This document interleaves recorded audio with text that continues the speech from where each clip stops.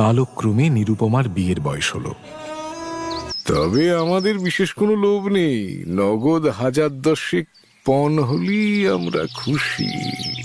এই গুরুতর বিপদের যে মূল কারণ, সে যদিও চুপচাপ বসে রইল ঘরের এক কোণে, বিয়ের গয়না পরে, চিলি পরে, কপালে চন্দন লেপে। তারা কি আর আমাকে আসতে দেবে না বাবা? কেন কেন আসতে দেবে না মা? আমি তোমাকে নিয়ে আসবো। হ্যাঁ, আহা কি শ্রী! বউয়ের মুখখানি দেখলে চোখ জুড়িয়ে যায়। ছিরি তো ভারী, যেমন ঘরের মেয়ে তেমনি ছিরি। বাবা, তুমি যদি আর এক পয়সা আমার শ্বশুরকে দাও, তাহলে আর তোমার মেয়েকে দেখতে পাবে না। এই তোমার গা ছুঁয়ে বললাম। আমি কি কেবল একটা টাকার থলি?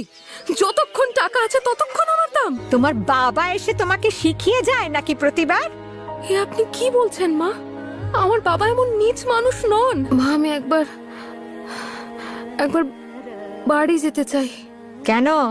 কতদিন ওদের দেখি না, বড্ড মন খারাপ করছে।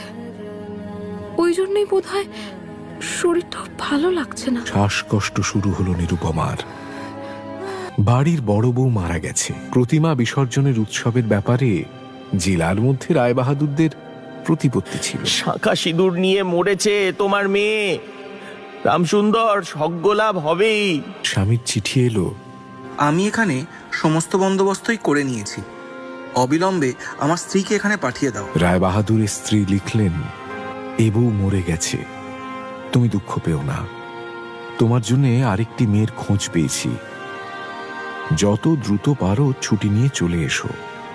এবারে 20,000 টাকা পণ, আর হাতে হাতে আদায়।